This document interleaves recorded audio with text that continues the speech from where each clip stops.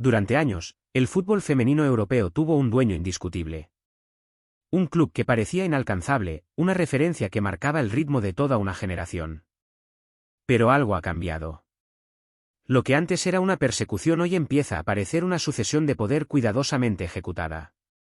El liderazgo del Barcelona ya no se mide únicamente por los títulos que levanta ni por las finales que disputa. Los números están empezando a revelar algo mucho más profundo, una ventaja estructural que amenaza con redefinir el equilibrio competitivo del continente durante los próximos años.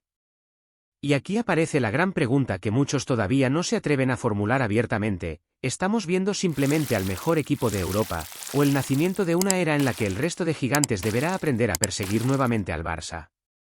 Cuando se habla del dominio del Barcelona, la conversación suele detenerse en los títulos. Sin embargo, el verdadero mensaje que deja la clasificación UEFA va mucho más allá de una copa levantada o una celebración sobre el césped. Lo que refleja este ranking es la capacidad de mantenerse en la élite temporada tras temporada sin sufrir caídas significativas en el rendimiento.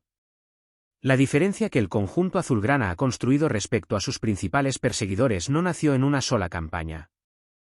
Es el resultado de varios años acumulando presencia constante en las fases decisivas de Europa, algo que muy pocos clubes han logrado sostener en una competición donde cada temporada suele traer nuevos candidatos al trono.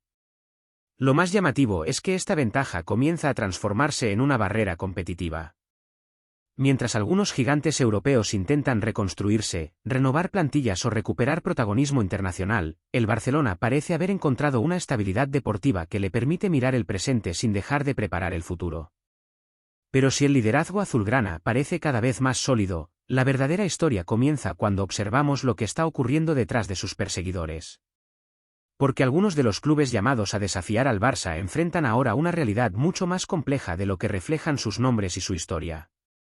Porque el problema para los rivales ya no es solamente alcanzar al Barcelona.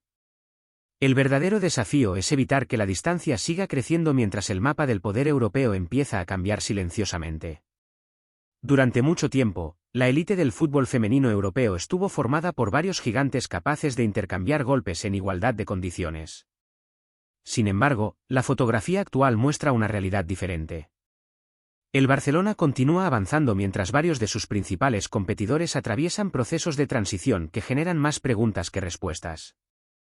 Clubes históricos siguen teniendo plantillas de enorme calidad, recursos económicos y capacidad de atracción internacional. Pero el problema no parece estar únicamente en el talento disponible. La diferencia comienza a aparecer en la continuidad de los proyectos, en la estabilidad de las ideas y en la capacidad para convertir cada temporada exitosa en la base de la siguiente. Eso explica por qué el ranking UEFA adquiere un valor tan importante. No premia un momento brillante ni una campaña aislada. Premia la constancia. Y precisamente ahí es donde el Barcelona está enviando una señal poderosa al resto del continente. Mientras otros intentan volver a construir, el equipo azulgrana sigue acumulando ventajas deportivas, estratégicas e incluso psicológicas. Sin embargo, existe un detalle que podría convertirse en la historia más interesante de los próximos años. Porque mientras el Barça consolida su posición en la cima, varios proyectos emergentes empiezan a crecer desde las sombras y amenazan con alterar nuevamente el equilibrio del fútbol europeo. Y es justamente ahí donde aparece la pregunta que puede definir la próxima era del fútbol femenino europeo: ¿estamos ante el comienzo de una hegemonía prolongada del Barcelona o frente al último momento de calma antes de una nueva batalla por el trono continental? Llegar a la cima de Europa es extraordinario. Permanecer allí es mucho más difícil. La historia del fútbol femenino está llena de equipos que dominaron una época y parecían destinados a reinar durante años, hasta que una nueva generación de rivales terminó alterando el orden establecido. Por eso, el verdadero examen para el Barcelona comienza ahora. La ventaja acumulada en el ranking UEFA confirma que el club catalán es hoy la referencia del continente, pero también lo convierte en el objetivo principal de todos. Cada proyecto ambicioso de Europa analizará sus métodos, estudiará sus fortalezas e intentará reducir una distancia que actualmente parece considerable. El éxito, en muchos casos, genera admiración, pero en el deporte de élite también genera persecución.